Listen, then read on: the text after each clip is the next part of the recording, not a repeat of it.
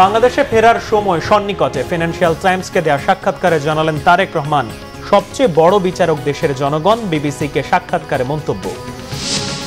বাংলাদেশের নির্বাচনে দেরি হোক চায় না ভারত, যে দলই ক্ষমতায় আসুক তার সাথেই কাজ করতে প্রস্তুত দিল্লি, খতিয়ে দেখা হচ্ছে শেখ হাসিনাকে ফেরত পাঠানোর আইনি দিক। আগে গণভোটের দাবি, নির্বাচন বিলম্বের প্রয়াস, বলছে বিএনপি। নোট অফ ডিসেন্ট নিয়ে আলোচনায় রাজি, অন্য ইস্যুতে ছাড় দিলেও আগেই গণভোটে অনড় এনসিপি। আয়নার মতো স্বচ্ছ নির্বাচন দিতে চায় ইসি, লেভেল প্লেইং ফিল্ড তৈরি ও অপতথ্য রোধে গণমাধ্যমে সহযোগিতা চাইলেন সিইসি। শেষ হলো বিসিবির বহুল আলোচিত সমালোচিত নির্বাচন। আমিনুল ইসলাম বুলবুল বিনা প্রতিদ্বন্দ্বিতায় সভাপতি নির্বাচিত, সহসভাপতি হলেন ফারুক। দেখছিলেন ক্রাউন সিমেন্ট সংবাদ শিরোনাম। এবারে বিস্তারিত। আগামী জাতীয় নির্বাচনে জয়ী হয়ে বিএনপির এককভাবে সরকার গঠনের বিষয়ে আত্মবিশ্বাসী বিএনপির ভারপ্রাপ্ত চেয়ারম্যান তারেক রহমান।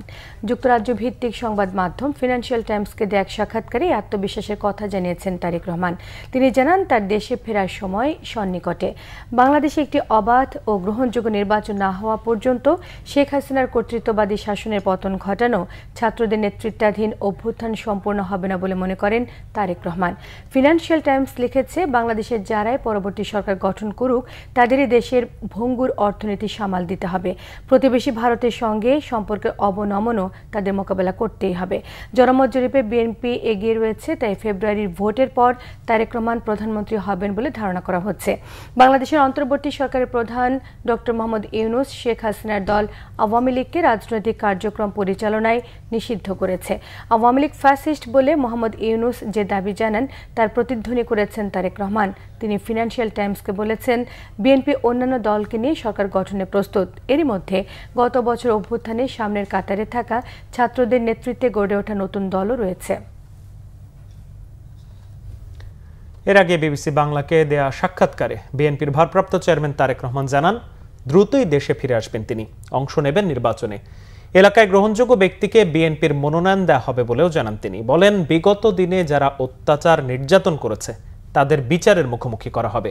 রিপোর্ট করছেন সিকান্দার রেমান। আপনাকে অনেক ধন্যবাদ বিবিসি বাংলার সাথে। দীর্ঘ প্রায় 2 দশক পর কোনো গণমাধ্যমে সাক্ষাৎকার দিয়েছেন বাংলাদেশের অন্যতম প্রধান রাজনৈতিক দল বিএনপির ভারপ্রাপ্ত চেয়ারম্যান তারেক রহমান। দেশে ফেরা নিয়ে কথা বলেন তিনি। রাজনীতি যখন করি, আমি একজন রাজনৈতিক কর্মী হিসেবে স্বাভাবিক নির্বাচনের সাথে রাজনৈতিক দল, রাজনৈতিক কর্মীর একটি ওতপ্রোত সম্পর্ক। কাজেই যেখানে একটি প্রত্যাশিত, জনগণের প্রত্যাশিত নির্বাচন হবে, সেই নির্বাচনের সময় কেমন করে দূরে থাকব? আমি তো, আমার সর্বোচ্চ চেষ্টা থাকবে, ইচ্ছা থাকবে, আগ্রহ থাকবে সেই প্রত্যাশিত নির্বাচন জনগণ চাইছে, সেই প্রত্যাশিত নির্বাচন যখন অনুষ্ঠিত হবে জনগণের সাথে, জনগণের মাঝেই থাকবো ইনশাল্লাহ। বাংলাদেশের নির্বাচন কেন্দ্রিক রাজনীতি সহ সমসাময়িক নানা বিষয়ে বিএনপির অবস্থান তুলে ধরেছেন তারেক রহমান। কোন একটি পার্টিকুলার এলাকা থেকে আমরা আমাদের দলের এমন একজন ব্যক্তিকেই নমিনেশন দিতে চাইব যে ওই এলাকার সমস্যা সম্পর্কে সচেতন আছে, যার সাথে ওই এলাকার মানুষের সম্পৃক্ততা আছে, উঠা বসা আছে, যে ওই এলাকার মানুষের সমস্যার সমাধান করতে সক্ষম, যে ওই এলাকার বিভিন্ন শ্রেণীর মানুষ, তরুণ, নারী, মুরব্বী সহ ছাত্র ছাত্রী, সবার সাথে যার একটা কমিউনিকেশন আছে, এই ধরনের মানুষকেই আমরা প্রায়োরিটি দিব। খুবই স্বাভাবিক। জিয়া পরিবার সহ বিএনপি নেতা কর্মীদের উপর নির্যাতনের বিষয়েও কথা বলেন বিএনপির ভারপ্রাপ্ত চেয়ারম্যান। যে ভাইকে আমি রেখে এসেছিলাম সেই ভাই এখন আর নেই। যেই সুস্থ মাকে রেখে এসেছিলাম সেই সুস্থ মা এখন সুস্থ নেই। শুধু অসুস্থই নন, ওনার উপরে মানসিক এবং শারীরিক নির্যাতনও করা হয়েছে। আমি আমার পরিবারের যে কাহিনী আপনাদের সামনে তুলে ধরলাম, এটিকে আপনারা কাহিনী বলুন বা সংগ্রাম বলুন, যেটাই বলুন না কেন, এটি শুধু আমার কাহিনী না বা আমার পরিবারের কাহিনী না। এরকম কাহিনী বাংলাদেশের শত না হাজার হাজার পরিবারের। এই সকল নির্যাতনের জন্য যারা দায়ী, যারা এসবের হুকুম দিয়েছে, তাদের প্রত্যেকের বিচার হতে হবে। এটি প্রতিশোধের কোনো বিষয় নয়, এটি ন্যায়ের কথা, এটি আইনের কথা। অন্যায় হলে তার বিচার হতে হয়। জনগণের সিদ্ধান্তের উপর আস্থা রাখতে চায় জানিয়ে তারেক রহমান বলেন, সবচেয়ে বড় বিচারক দেশের জনগণ। জনগণের সিদ্ধান্তে আমরা বিশ্বাস করি। সিকান্দার রেমান, বাংলা ভিশন, ঢাকা। ভারতের পররাষ্ট্র সচিব বিক্রম মিস্ত্রি বলেছেন, সাবেক প্রধানমন্ত্রী শেখ হাসিনাকে ফেরত চেয়ে বাংলাদেশের অনুরোধ বিবেচনা করছে ভারত।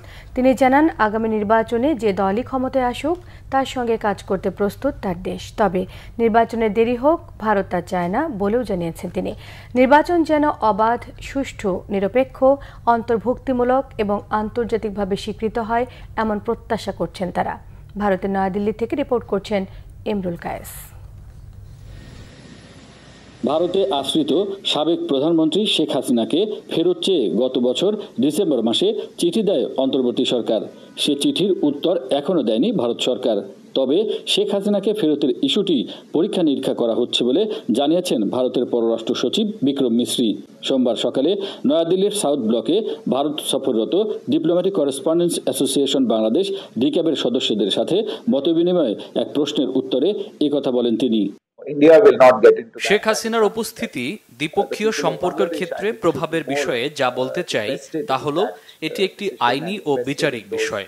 এ বিষয়ে দুদেশের সরকারের মধ্যে আরও সম্পৃক্ততা ও আলাপ আলোচনা দরকার। বিষয়টি আমরা পরীক্ষা নিরীক্ষা করছি। এই ইস্যুতে আমরা বাংলাদেশের সাথে একত্রে কাজ করে এগিয়ে যেতে চাই। এখন এর চেয়ে বেশি কিছু বলা গঠনমূলক হবে না। বিক্রম মিস্ত্রি বলেন, বাংলাদেশে দ্রুত, সুষ্ঠু ও অন্তর্ভুক্তিমূলক নির্বাচন দেখতে চায় তার দেশ। তবে নির্বাচন কেমন হবে তা বাংলাদেশের জনগণই ঠিক করবে বলে জানান তিনি। বাংলাদেশে অবাধ, সুষ্ঠু, অংশগ্রহণমূলক ও অন্তর্ভুক্তিমূলক নির্বাচন দেখতে চায় ভারত। নির্বাচন দেরি হোক তা আমরাও চাই না। তবে নির্বাচন প্রক্রিয়া কেমন হবে তা বাংলাদেশের মানুষই ঠিক করবে। নির্বাচনটি শুধু অভ্যন্তরীণভাবে নয়, আন্তর্জাতিকভাবেও স্বীকৃত হতে হয়। নির্বাচনে যারাই ক্ষমতায় আসুক ভারত তাদের সাথে কাজ করবে। ভারত এক দলকে সমর্থন করে, অন্য দলকে করে না, এটা ভুল ধারণা। আমরা বাংলাদেশের সাথে সম্পর্ক শক্তিশালী করতে চাই। গত বছর জুলাই আগস্ট অভ্যুত্থানের পর উদ্ভূত পরিস্থিতিতে নিরাপত্তার কারণে ভারত ভিসা দেয়া সীমিত করে বলে জানান তিনি। তবে শিগগিরই ভিসা দেওয়ার বিষয়টি স্বাভাবিক হবে বলে আশা করেন বিক্রম মিস্ত্রি।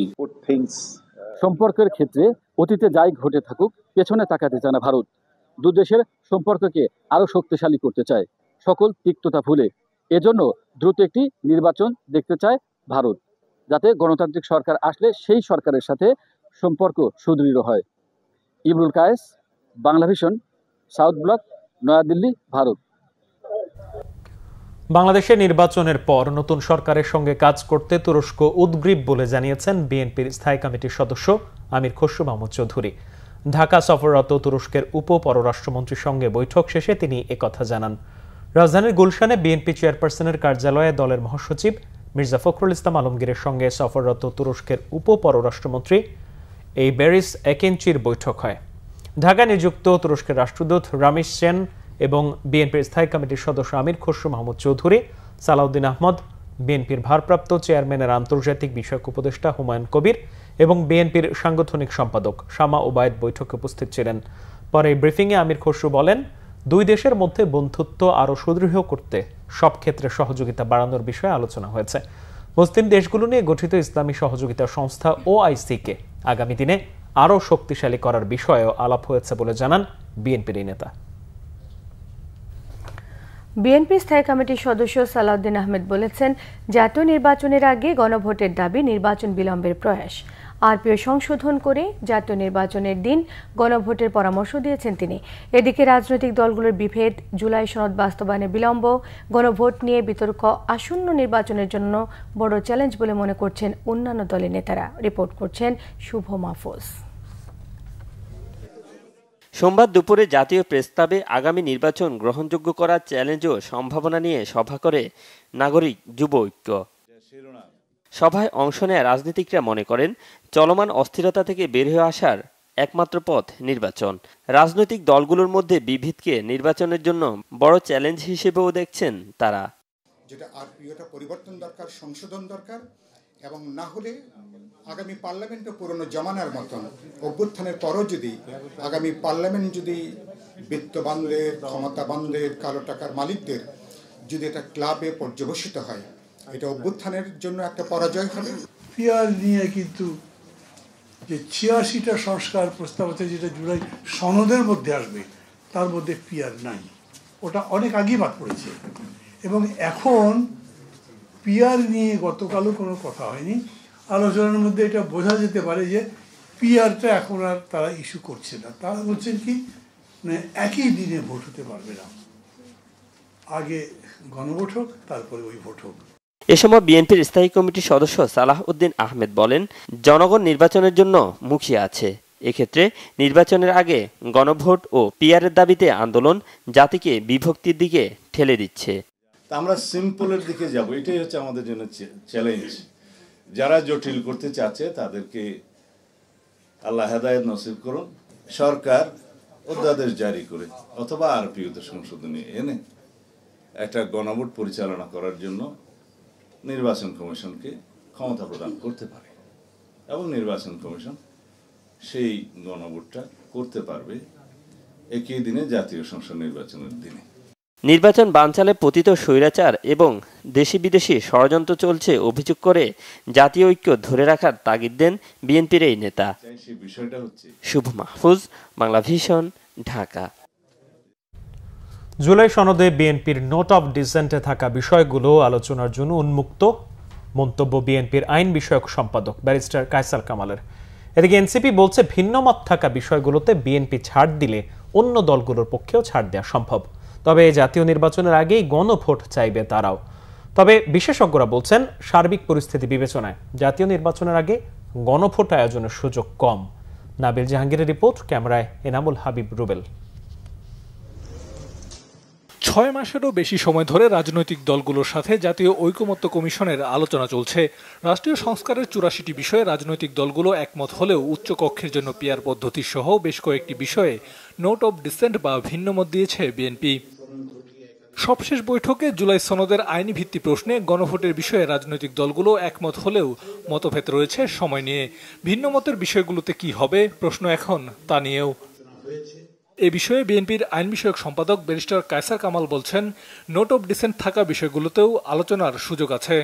নোট অফ ডিসেন্ট দেওয়া, that is the beauty of democracy. আর রিজেক্ট করা মানে আর কোনো কিছু থাকে না। সো আমাদের পার্টির পক্ষ থেকে যে নোট অফ ডিসেন্ট দেওয়া হয়েছে, তার মানে এখনো আলোচনার দ্বার উন্মুক্ত। পলিটিক্যাল কনসেনসাস করতে গেলে পলিটিক্যাল পার্টি প্রত্যেকের মধ্যেই উদারতা এবং ভালো জিনিসটা আলিঙ্গন করার মানসিকতা থাকতে হবে। জাতীয় সংসদ নির্বাচনের জন্য লজিস্টিক সাপোর্টের ভিত্তিতে একটা ভোটের আয়োজন করবেন, ওই দিনে হয়ে যাক গণভোটটা। এনসিপির যুগ্ম আহ্বায়ক সারোয়ার তুষার জানালেন, দ্বিমত থাকা বিষয়গুলোতে বিএনপি কিছুটা ছাড় দিলে ছাড় দিতে প্রস্তুত আছেন তারাও। নোট অফ ডিসেন্ট মানে হচ্ছে আপনি দ্বিমত সহকারে একমত, মানে আপনার দ্বিমত আছে কিন্তু ওভারঅল এটা একমত।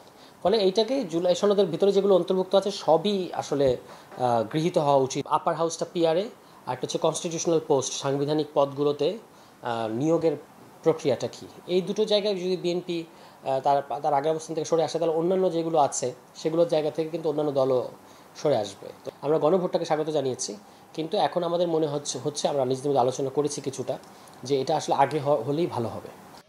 গণভোটের প্রশ্নে দলগুলোর ঐকমত্যে পৌঁছানোকে ইতিবাচকভাবে দেখছেন বিশেষজ্ঞরা। তারা বলছেন এর ফলে জনগণ সরাসরি তাদের মত প্রদানের সুযোগ পাবে। অন্তত তো আপনি ৬০টা বা ৬২টা ইস্যুতে মোটামুটি সবাই একমত। এখন গণভোট হলে এই ৬০ এবং ৬২টা ইস্যুতে কিন্তু কোনো রকমের আপনার নোট অফ ডিসেন্ট নাই ওইভাবে, এবং এটা কিন্তু বাস্তবায়নের চ্যালেঞ্জ নাই। গণভোটের আয়োজনের মাধ্যমে একটা বড় দিক কি, আপনি তো নাগরিককে সরাসরি তার মতামত দিতে দিচ্ছেন। যেদিন আমাদের জাতীয় সংসদ নির্বাচন হবে সেদিন যদি গণভোটটা হয় তাহলে ভালো হয়, সেই ক্ষেত্রে আমাদের আর্থিক খরচটাও কম লাগছে না। বুধবার আবারও বৈঠকে বসবে ঐকমত্য কমিশন। কমিশনের প্রত্যাশা সেদিন গণভোটের সময় এবং ভিন্নমত থাকা বাকি বিষয়গুলোতেও একমতে পৌঁছাতে পারবে দলগুলো। নাবিল জাহাঙ্গীর, বাংলা ভিশন, ঢাকা। গত 15 বছর বাংলাদেশে কর্তৃত্ববাদী শাসনের সময় বেশি উদ্বেগের বিষয় ছিল গুম এবং ভিন্নমত দমন, বলেছেন International Federation for Human Rights FIDH president Alice Mogwe. সোমবার রাষ্ট্রীয় অতিথি ভবন যমুনায় প্রধান উপদেষ্টা অধ্যাপক ডক্টর মোহাম্মদ ইউনূসের সঙ্গে সাক্ষাৎ করে তিনি মন্তব্য করেছেন। ডক্টর মোহাম্মদ ইউনূস তার সফরের জন্য মিস মকবেকে ধন্যবাদ জানান এবং এই অত্যন্ত গুরুত্বপূর্ণ সময়ে আন্তর্জাতিক সম্পৃক্ততা বাড়ানোর উপর জোর দেন। বলেন, আন্তর্জাতিক মানবাধিকার কর্মীদের প্রতিটি সফর উপেক্ষিত বিষয়গুলোকে সামনে আনতে সাহায্য করে, সেগুলো লক্ষ্য করতে বাধ্যও করে। অ্যালিস মকবে অধ্যাপক মোহাম্মদ ইউনূসের নেতৃত্বাধীন অন্তর্বর্তী সরকারকে মানবাধিকার ও গণতান্ত্রিক নীতি রক্ষার অঙ্গীকারের জন্য অভিনন্দন জানান। এরপর প্রধান উপদেষ্টার সঙ্গে যমুনায় দেখা করেন Islamic World Educational Scientific and Cultural Organization ইসেস্কোর মহাপরিচালক doctor Salim M Al Malik. Doctor Al Malik সরকারি সংস্কার এজেন্ডা এবং একটি রূপান্তরিত বাংলাদেশের জন্য অন্তর্বর্তী সরকারের বৃহত্তর ভিশনে জোরালো সমর্থন জ্ঞাপন করেন। প্রধান নির্বাচন কমিশনার AMM নাসির উদ্দিন জানিয়েছেন, এবার আয়নার মতো স্বচ্ছ নির্বাচন করতে চায় নির্বাচন কমিশন। নির্বাচনে লেভেল প্লেইং ফিল্ড তৈরিতে গণমাধ্যমের সহযোগিতা চান প্রধান নির্বাচন কমিশনার। আইন শৃঙ্খলা বাহিনীকে নিরপেক্ষ রাখা আর AI এর ব্যাপারে সতর্ক থাকতে কমিশনকে পরামর্শ দেন গণমাধ্যম ব্যক্তিত্বরা। আসমা আক্তার নূপুরকে সাথে নিয়ে মোবাশ্বের আহমদের রিপোর্ট। ত্রয়োদশ জাতীয় নির্বাচনকে গ্রহণযোগ্য করতে কমিশনের নিয়মিত কার্যক্রমের অংশ হিসেবে সোমবার প্রিন্ট ও ইলেকট্রনিক মিডিয়ার সাংবাদিকদের সাথে 2 দফায় সংলাপে বসে কমিশন। নির্বাচনে লেভেল প্লেইং ফিল্ড তৈরি করতে আইন শৃঙ্খলা বাহিনীকে নিরপেক্ষ করার পরামর্শ দেন সাংবাদিকেরা। নির্বাচনে AI ব্যবহার মোকাবেলার পরামর্শ দেন। প্রতিবন্ধকতা ছাড়াই সংবাদকর্মীরা যাতে কাজ করতে পারে সেই বিষয়েও গুরুত্ব দেন তারা। আওয়ামী লীগের ভোটারদেরকে তো আপনি বাদ দিতে পারবেন না, তারা তো দেশের নাগরিক। তো সেই ব্যাপারে আপনাদের সুস্পষ্ট অবস্থান জাতির কাছে ক্লিয়ার করবেন, আন্তর্জাতিক সমাজের কাছে ক্লিয়ার করবেন। আন্ডারহ্যান্ড ডিলিং, প্রার্থিতা কেনা বেচা, এলাকাতে ভোট কেনা, এগুলোর ব্যাপারে নির্বাচন কমিশনার কি করতে পারবে এটা খুব গুরুত্বপূর্ণ। তারা কিভাবে করে তাদের কর্মপরিকল্পনা করছে, তারা এই জিনিসগুলো কিভাবে দেখবে। সুষ্ঠু নির্বাচনের সহায়ক হবে, আপনাদেরকে আমরা হেল্প করতে পারবো, কিংবা আমরা জনগণ ভোটার প্রার্থী মিলে আমরা লক্ষ্য পূরণের সহায়ক হবে এমন একটা এনভায়রনমেন্ট যে তৈরি করে দেন, তাহলে আমার মনে হয় যে মূলধারার গণমাধ্যম ভালোভাবে কাজ করতে পারবে। পরে CEC AMM নাসির উদ্দিন বলেন, সুষ্ঠু নির্বাচন আয়োজনে প্রতিশ্রুতিবদ্ধ কমিশন। লেভেল প্লেইং ফিল্ডের পাশাপাশি AI অপব্যবহার রোধে গণমাধ্যমের সহযোগিতা চান তিনি। আমরা লেভেল প্লেইং ফিল্ডের কথা বলি, একটা সুন্দর নির্বাচনী পরিবেশের কথা বলি, এই ক্ষেত্রে আপনাদের সহযোগিতা ছাড়া আমাদের সম্ভব হবে না। আমাদের এই নির্বাচন কমিশনের একার পক্ষে এই কাজটা করা সম্ভব হবে না, একটা সুন্দর সুষ্ঠু নির্বাচন দেওয়া। এখানে মিডিয়া লাগবে, আমাদের সিভিল সোসাইটি লাগবে, আইন শৃঙ্খলা বাহিনী লাগবে, এবং সর্বোপরি দেশের সর্বস্তরে জনগণের সহযোগিতা লাগবে। আমরা মিডিয়াকে ওখানে পার্টনার হিসেবে পেতে চাই। প্রবাসী ও নির্বাচনে দায়িত্ব পালনকারী কর্মকর্তা কর্মচারীদের ভোটে সুযোগ করে দেওয়া হয়েছে বলেও জানান CEC। মুবাশির আহমেদ, বাংলা ভিশন, ঢাকা। এনসিপির উত্তরাঞ্চলের মুখ্য সংগঠক সার্জিস আলম বলেছেন, শাপলা প্রতীক পেতে আইনগত কোনো বাধা নেই, তাই আগামী নির্বাচনে শাপলা প্রতীকে অংশ নেবে এনসিপি। এর কোনো বিকল্প নেই বলে সাফ জানিয়ে দিয়েছেন তিনি। দুপুরে নাটোরে এনসিপির জেলা কমিটি আয়োজিত সমন্বয় সভায় তিনি এসব কথা বলেন। তিনি জানান, নির্বাচনী প্রতীক হিসেবে যে মার্কাগুলো হাসির খোরাক যোগায় তা বাদ দিতে নির্বাচন কমিশনকে অনুরোধ জানানো হয়েছে। মানুষের কাছে গ্রহণযোগ্য প্রতীক বরাদ্দ দিতে নির্বাচন কমিশনের তালিকায় ভালো প্রতীক যুক্ত করার আহ্বান জানিয়েছেন তিনি। এনসিপির নাটোর জেলা প্রধান সমন্বয়ক SM জার্জিস কাদিরের সভাপতিত্বে সভায় সার্জিস আলম জানান, 3 পার্বত্য এলাকা বাংলাদেশের সার্বভৌমত্বের সঙ্গে জড়িত, তাই এ বিষয়ে বিন্দুমাত্র আপোষের কোনো সুযোগ নেই। তিনি আরও জানান, কারো কথায় প্রভাবিত হয়ে এনসিপিকে শাপলা প্রতীক দেওয়া না হলে নির্বাচন কমিশন সম্পূর্ণ আস্থাহীন হয়ে যাবে। কোনো প্রভাবের দ্বারা প্রভাবিত হয়ে আমাদের এই ন্যায়সঙ্গত অধিকারটা আমাদেরকে না দেয়, এনসিপিকে শাপলা প্রতীক না দেয়, আমরা মনে করি এই নির্বাচন কমিশন আগামী নির্বাচন কমিশন হিসেবে কাজ করার সম্পূর্ণ আস্থা হারিয়ে ফেলে। যেই নির্বাচন একটা দলকে একটা মার্কা দেওয়ার মতো মেরুদণ্ড দেখাতে পারে না, যেই নির্বাচন কমিশন, সেই নির্বাচন কমিশনের কাছে একটা দেশের জাতীয় নির্বাচন, তা আবার অভ্যুত্থান পরবর্তী বাংলাদেশে আমরা কিভাবে আস্থা রাখবো? বিসিবি নির্বাচনের খবর শেষ হলো বিসিবির বহুল আলোচিত সমালোচিত নির্বাচন। নতুন সভাপতি হলেন আমিনুল ইসলাম বুলবুল।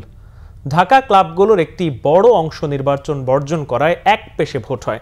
বিনা প্রতিদ্বন্দ্বিতায় সভাপতি নির্বাচিত হয়ে দেশের ক্রিকেট নিয়ে আশাবাদী ও রোমাঞ্চিত বুলবুল। কাজ করতে চান তামিম, ফাহিম, সিনহা সহ নির্বাচন বয়কটকারীদের নিয়ে। যদিও নির্বাচনের গ্রহণযোগ্যতা নিয়ে প্রশ্ন তুলেছেন ক্যাটাগরি 3 এর পরাজিত প্রার্থী দেবব্রত পাল। প্রার্থীদের প্রভাব বিস্তার করার পাল্টা অভিযোগ নির্বাচন কমিশনের।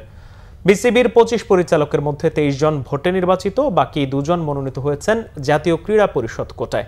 মানিক মাহমুদের রিপোর্ট।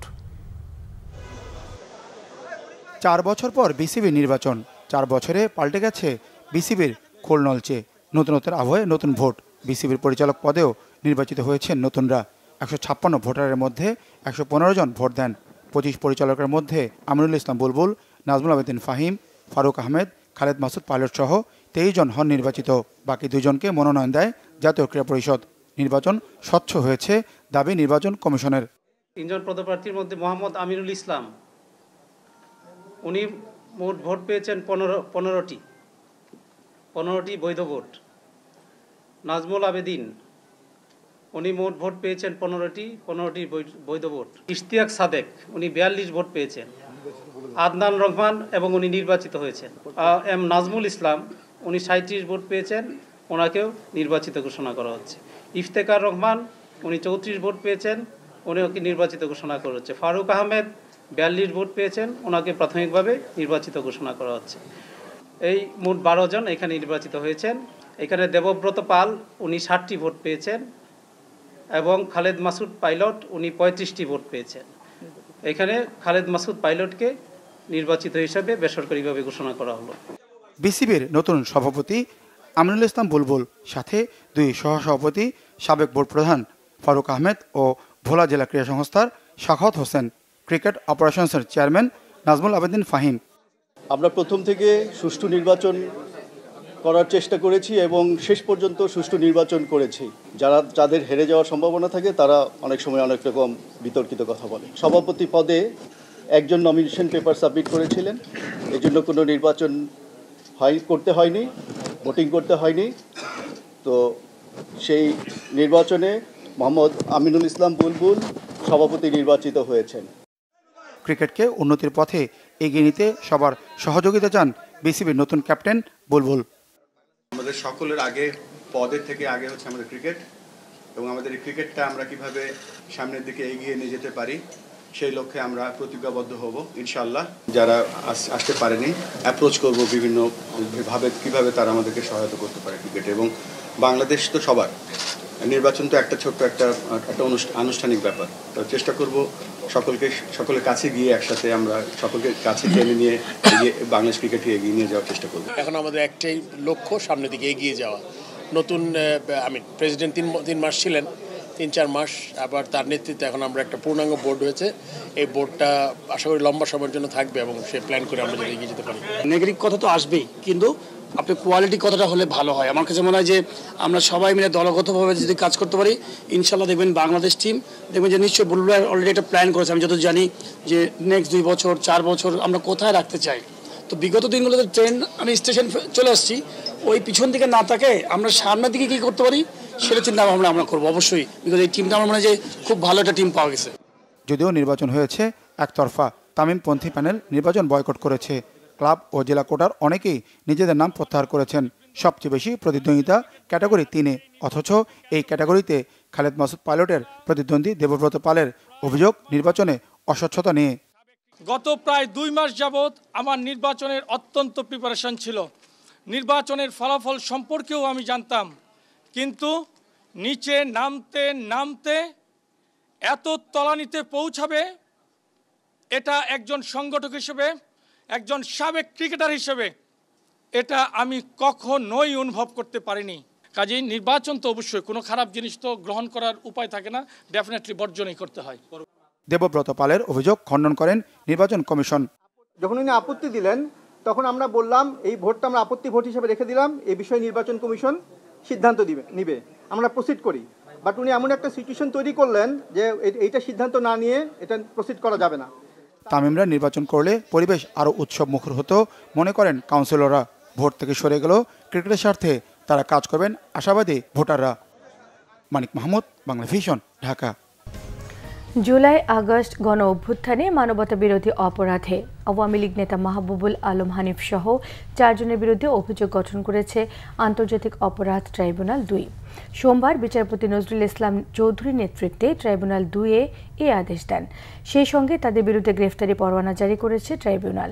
14 অক্টোবর অভিযোগ গঠনের উপর শুনানির জন্য দিন ঠিক করেছে ট্রাইব্যুনাল। একই ট্রাইব্যুনালে রংপুরের আবু সাইদ হত্যা মামলায় সাক্ষ্য গ্রহণ হয়েছে। এদিকে চলতি সপ্তাহে গুমের অভিযোগের মামলায় তদন্ত প্রতিবেদন পাওয়া যাবে বলে জানিয়েছেন চিফ প্রসিকিউটর। এদিকে ট্রাইব্যুনাল 1 শেখ হাসিনার মামলায় তদন্ত কর্মকর্তাকে দ্বিতীয় দিনের মতো জেরা করছে রাষ্ট্র নিযুক্ত আইনজীবী। অর্থ উপদেষ্টা ডক্টর সালাউদ্দিন আহমেদ বলেছেন, বেশিরভাগ বিজ্ঞানীর গবেষণায় সদিচ্ছা নেই। তাদের মূল উদ্দেশ্য পদোন্নতির জন্য পাবলিকেশন করা। গবেষকদের এমন মানসিকতা খুবই দুঃখজনক বলে মন্তব্য করেন তিনি। রাজধানীতে এক হোটেলে বিজ্ঞান ও প্রযুক্তি মন্ত্রণালয় আয়োজিত সেমিনারে এসব কথা বলেন অর্থ উপদেষ্টা। তিনি আরো বলেন, বিজ্ঞানীরা বিদেশে গিয়ে পাবলিকেশন করে শুধু নামের জন্য, দেশের উপকারে আসে এমন প্রকাশনায় তাদের মনোযোগ কম। নীতি নির্ধারকদের দুর্বলতা ও ইনস্টিটিউশনের সমন্বয়হীনতার কারণে বিজ্ঞানীদের গবেষণা সর্বস্তরে পৌঁছায় না। ব্যবসায়ীদের সবসময় নিজেদের স্বার্থ নিয়ে ব্যস্ত না থেকে জনকল্যাণে গবেষণায় খরচ করার আহ্বান জানান তিনি। অর্থ উপদেষ্টা বলেন, বাংলাদেশে অনেক অবকাঠামো তৈরি করা হয়েছে, কিন্তু সেগুলোতে জনবল ও প্রয়োজনীয় সাপোর্ট নিশ্চিত করা হয়নি। এটি অপচয় ছাড়া অন্য কিছু নয় বলেও মন্তব্য করেন অর্থ উপদেষ্টা। পার্বত্য অঞ্চল সহ দেশের বিভিন্ন জেলায় ধর্মীয় ভাব গাম্ভীর্য এবং নানা আনুষ্ঠানিকতায় উদযাপিত হচ্ছে বৌদ্ধ ধর্মাবলম্বীদের দ্বিতীয় বৃহত্তম ধর্মীয় উৎসব প্রবরণা পূর্ণিমা। আজ থেকে দেশের বৌদ্ধ বিহারগুলোতে শুরু হয়েছে মাসব্যাপী কঠিন চিবরদান উৎসব। রাঙামাটি, খাগড়াছড়ি, বান্দরবান এবং সিলেট প্রতিনিধির পাঠানো তথ্য ছবি নিয়ে থাকছে ডেস্ক রিপোর্ট।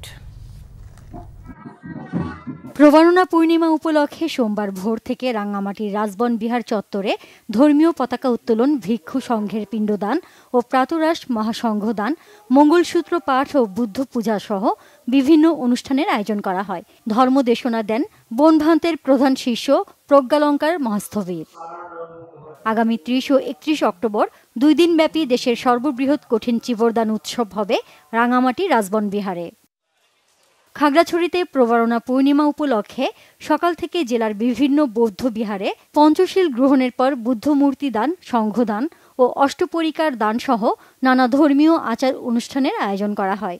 এ সময় পূর্ণার্থীরা দেশ ও জাতির মঙ্গল কামনা করে প্রার্থনা করেন। আজকে আমাদের প্রবরণা পূর্ণিমা, আজকে আমরা ফুল দিয়ে বুদ্ধর পূজা করব এবং আমাদের সবার শান্তির জন্য মঙ্গল কামনা করব। সবাইকে শুভকামনা।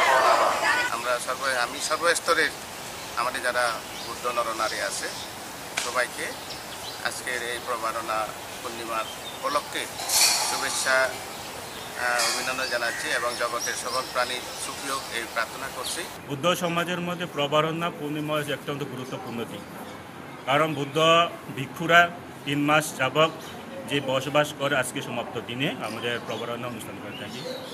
এই প্রবরণার দিনে আমাদের অনেক কিছু আয়োজন করে থাকে, যেমন আপনারা অনুষ্ঠান বিহারে সংঘদান, অষ্টপরিকার দান সহ নানাবিধ অনুষ্ঠান এবং ফানুস উত্তোলন থেকে শুরু করে আমরা যাবতীয় অনুষ্ঠান করে থাকি।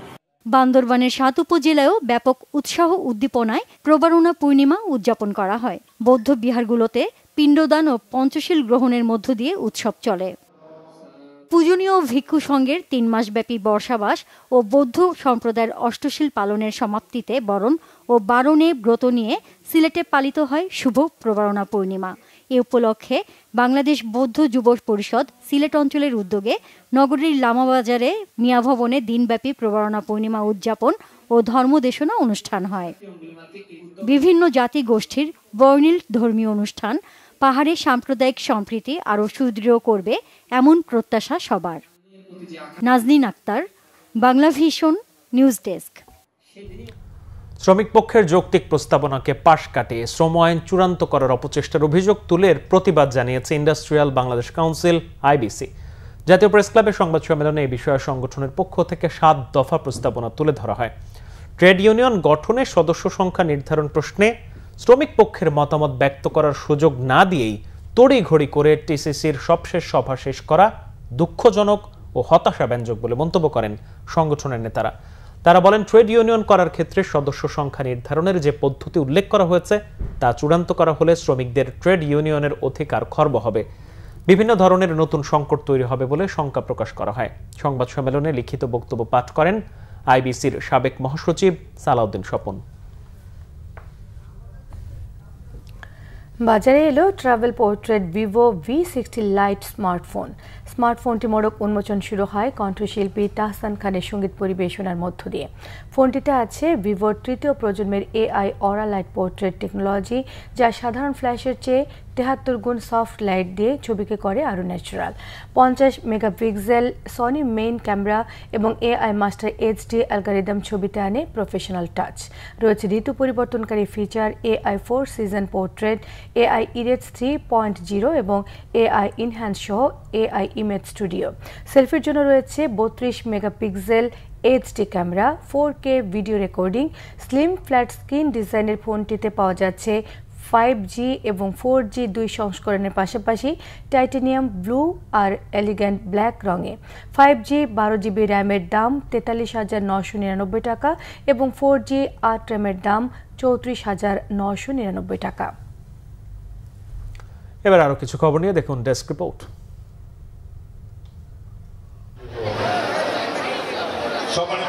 প্রবারণা পূর্ণিমা উপলক্ষে আলোচনা সভা করেছে বাংলাদেশ বৌদ্ধ খ্রিস্ট প্রচার সংঘ।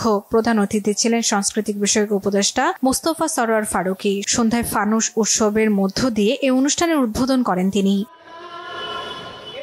ইসলামী ব্যাংক থেকে এস আলমের নিয়োগ দেওয়া কর্মকর্তা কর্মচারীদের অবৈধ ও অদক্ষ উল্লেখ করে তাদেরকে অপসারণের দাবিতে মানববন্ধন করেছে ইসলামী ব্যাংক শেয়ার হোল্ডার্স ফোরাম। রাজধানীর দিলখুশায় ইসলামী ব্যাংক টাওয়ারের সামনে এ কর্মসূচি পালন করেন সংগঠনটি। মানববন্ধনে উপস্থিত ছিলেন মোহতাসিম বিল্লাহ, হাফিজুর রহমান, ইমাম হোসাইন, মাহমুদুল হাসান সহ আরও অনেকে। বিএনপির 31 দফা বাস্তবায়নের লক্ষ্যে লিফলেট বিতরণ করেছে ঢাকা মহানগর উত্তর বিএনপির সাবেক আহ্বায়ক সাইফুল আলম নীরব। শেরেবাংলা নগর থানার উদ্যোগে পূর্ব ও পশ্চিম রাজাবাজারে এই কর্মসূচি পালন করা হয়। এ সময় বক্তব্য রাখেন স্বেচ্ছাসেবক দলের সহ সভাপতি ফখরুল ইসলাম রবিন, বিএনপি নেতা ওমর ফারুক রাশেদ, আতিকুর রহমান অপু সহ অন্যরা। এবার বাজারে রামেন নিয়ে এলো মিস্টার নুডলস। রাজধানীর বাড্ডায় মিস্টার নুডলসের প্রধান কার্যালয়ে নতুন পণ্যের মোড়ক উন্মোচন করেন প্রতিষ্ঠানটির ব্যবস্থাপনা পরিচালক ইলিয়াস মৃধা। আরও উপস্থিত ছিলেন উপব্যবস্থাপনা পরিচালক AKM মইনুল ইসলাম মঈন, তোষণ পাল, আব্দুল আল মাসুম সহ অন্যরা। গ্রি ফরচুন অফার নামে মোবাইল ওয়েব অ্যাপস ভিত্তিক এক বিশেষ অফার কার্যক্রম চালু হয়েছে। গ্রাহকরা গ্রি বা হাইকো এসি কেনার পর মোবাইলের মাধ্যমে এতে অংশ নিতে পারবেন। এ উপলক্ষে এক অনুষ্ঠানে উপস্থিত ছিলেন গ্রুপের DMD নুরুল আফসার, পরিচালক সাজ্জাদ উন নেয়াজ ও নুরুল আজিম সানি সহ অন্যরা। Bangla Vision news desk. সংবাদ শেষ করব। ক্রাউন সিমেন্ট শিরোনামগুলো আরো একবার জানিয়ে দিয়ে। বাংলাদেশে ফেরার সময় সন্নিকটে ফিনান্সিয়াল টাইমসকে দেয়া সাক্ষাৎকারে জানালেন তারেক রহমান, সবচেয়ে বড় বিচারক দেশের জনগণ, বিবিসিকে মন্তব্য সাক্ষাৎকারে। বাংলাদেশে নির্বাচনে দেরি হোক চায় না ভারত, যে দলই ক্ষমতায় আসুক তার সঙ্গে কাজ করতে প্রস্তুত দিল্লি। খতিয়ে দেখা হচ্ছে শেখ হাসিনাকে ফেরত পাঠানোর আইনি দিক। আগে গণভোটের দাবি, নির্বাচন বিলম্বের প্রয়াস বলছে বিএনপি। নোট অফ ডিসেন্ট নিয়ে আলোচনায় রাজি, অন্য ইস্যুতে ছাড় দিলেও আগে গণভোটে অনড় এনসিপি। আয়নার মতো স্বচ্ছ নির্বাচন দিতে চায় ইসি, লেভেল প্লেইং ফিল্ড তৈরি এবং অপতথ্য রোধে গণমাধ্যমের সহযোগিতা চাইলেন সিইসি। শেষ হলো বিসিবির বহুল আলোচিত সমালোচিত নির্বাচন। আমিনুল ইসলাম বুলবুল বিনা প্রতিদ্বন্দ্বিতায় সভাপতি নির্বাচিত, সহসভাপতি হলেন ফারুক। এই ছিল এখনকার মতো, পরের সংবাদ রাত 1টায় দেখার আমন্ত্রণ রইল। এছাড়া বাংলা ভিশন সংবাদ ও সংবাদ সংশ্লিষ্ট অনুষ্ঠান দেখতে ভিজিট করুন www.bbnews24.com ও facebook.com/banglavishnnews এবং সাবস্ক্রাইব করুন youtube.com/banglavishnnews। ধন্যবাদ। শুভরাত্রি।